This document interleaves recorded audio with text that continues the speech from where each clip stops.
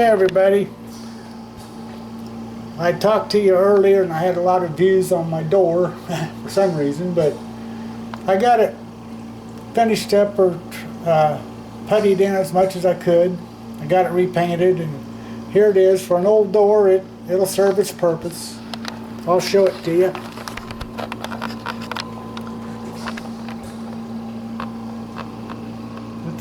It's an all wood door. There is a thinner panel here in the middle and now at the bottom, but this is all solid wood here. But I put two coats of white paint on it, but it serves its purpose and it turned out pretty good. Thanks for watching. Thanks for all the views.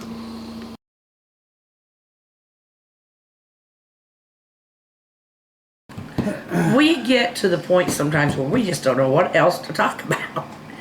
But there have been a lot of things that have happened in our life that may not have had anything to do with us, but have a lot to do with the world and with your parents' history or your history. Or John F. Kennedy was the 35th president of the United States. And he took office in 1960. And in November 22nd, 1963, he was assassinated in Texas. Dallas, Texas. There have been a lot of conspiracies. They do know that Lee Harvey Oswald was possibly, well, they know that he had something to do with it. He was in what they call the depository for the library or something. Yeah. And that was where he shot from. And there's a lot of speculation about this magic bullet because it went through, somehow it went through Kennedy, came back, and went through the arm of the governor sitting across the seat. Sitting across, they were traveling in a convertible. Motorcade. Yeah, in a motorcade, but they were in a convertible. Yeah. And as it turns out, there have been several people tried to figure out this magic bullet that did all this twisting and turning. And they did find out, at least they think they have found out, that there was a bullet that went astray from a Secret Service rifle. That's a conspiracy theory. Conspiracy theory. It's one of them. Yeah. There have been a lot of them. But anyway, he was a hero of World War II. He had a PT boat. It's just a small kind of, and they were attacked by a Japanese destroyer, and they were able to get, I guess they got up on an island anyway. So the crew was saved. I think he did a lot of, and then he was in the Senate for several years before he ran for president. Now here's a funny part about the Kennedys. Their dad, Joe Kennedy,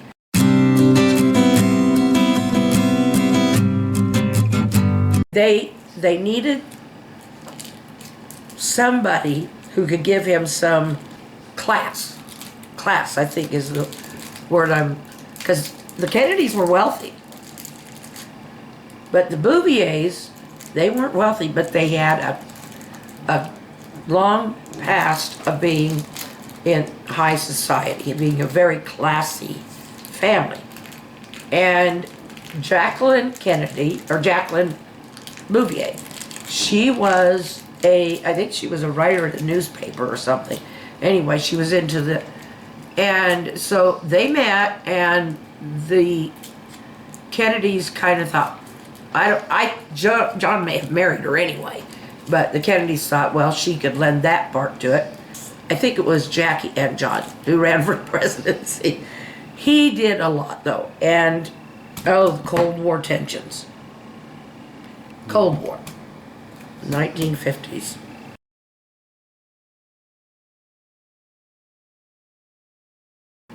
there was an incident, 1962, I believe it was.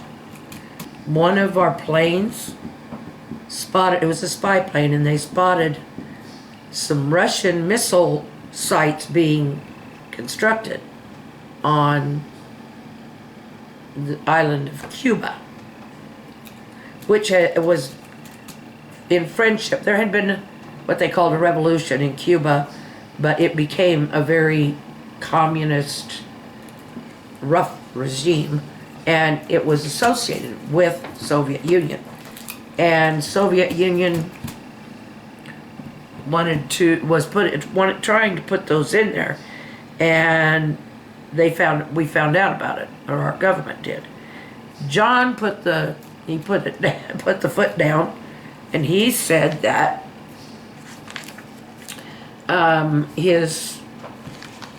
what he said was that if any Soviet missile launched from Cuba hit any nation in the Western Hemisphere, that it would mean nuclear war.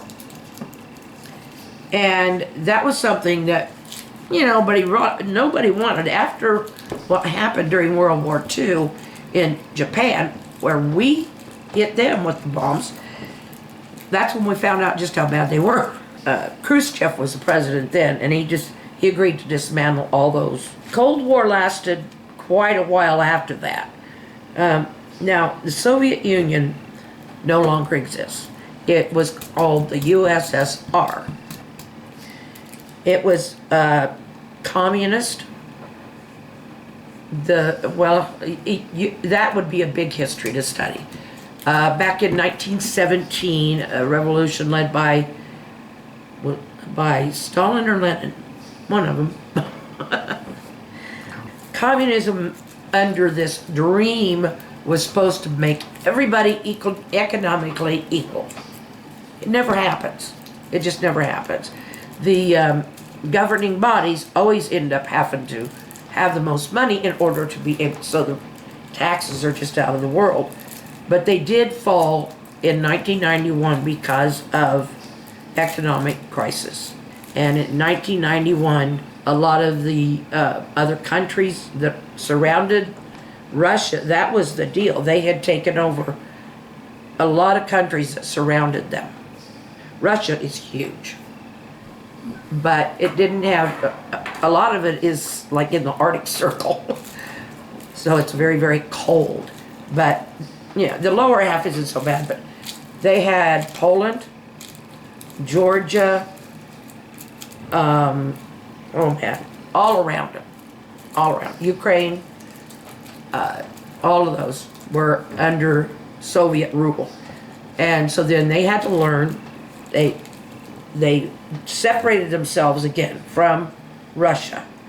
And now Poland, I think, was the first one to declare their independence. And they did struggle for a while learning how to be a democracy, but they succeeded. It's just a matter of taking time and getting a little help.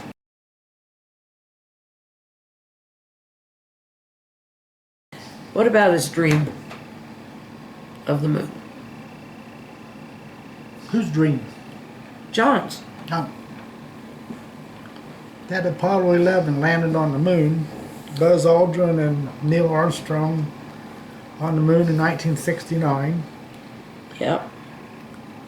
Kennedy, before it was in one of his speeches, he had said that sometime in this decade, we hope to land somebody on the moon. And a lot of people thought, oh, this is a pipe dream. We got to get it. I mean, we'd been in space just a little bit, not much. Actually, Russia beat us to space, but with a dog. They called it the race to space between Russia and us, United States. Yeah, but we did hit the moon first. We didn't hit the moon, we landed on it. But unfortunately, JFK did not see his dream fulfilled, but it was. And his children did get to see it fulfilled. Jacqueline, his wife, there's a lot of talk in those days about Camelot, the White House. Jackie was very good at decorating, updating things, and bringing in. She was good about showing people what was, the beauty of the White House, and the Christmas tree she put up. And so the whole thing about Camelot came about because it was kind of her thing, was to make the White House kind of like this beautiful Camelot-like deal. But of course, no president is a king, so there was no King Arthur. But she later said she kind of wished she hadn't ever mentioned the word. But after he died, after the assassination, Lyndon B. Johnson took the oath of office. He was the vice president at the time. He took the oath of office on an airplane on the way back to Washington, D.C., with JFK's body in there somewhere. And Jacqueline was standing there with him, and she refused to change out of the outfit that she was wearing when the president was shot. And she had blood and brain matter and stuff on there. At the time, she was so stressed and so grieving that she said that she wanted them to see what they had done. And of course, she was not talking about the American people. She was just so full of grief at the time. And she said later she wished she hadn't done it. But people, they're human. They may be in public office, but they're still human. And something like that happens. And sometimes there's been comparisons to him and Abraham Lincoln, because Lincoln was assassinated as well. But anyway, and they had both lost sons during their presidency. So it was infant sons, they're stillborn for John F. Kennedy. I'm not sure about Abraham. Two kids of John's, I think. Yeah. His John F. Kennedy Jr., he and his fiance died in a plane crash into I don't know if it was the harbor or if it was into the ocean, Atlantic Ocean, on their way to, family had Kennebunkport, Maine. They had a kind of a compound there that they all would get together. It was a huge family. And so they would all get together there. And his brother was his attorney general, Robert. And he later ran for president, but he was assassinated during his campaign. So then the youngest one, Ted, he just stayed in the Senate until he was too old to stay there anymore. So, but there's always Kennedy somewhere in government, or Kennedy offspring, somewhere in government. It's just become a kind of a legacy for them. Now, the two men who actually set foot on the moon, Buzz Aldrin and Neil Armstrong. And do you remember what Neil Armstrong said when he stepped foot? One small step for mankind. Something like that. Yeah. Well, it was one small step for. It was one small step for something and one giant step for mankind or something.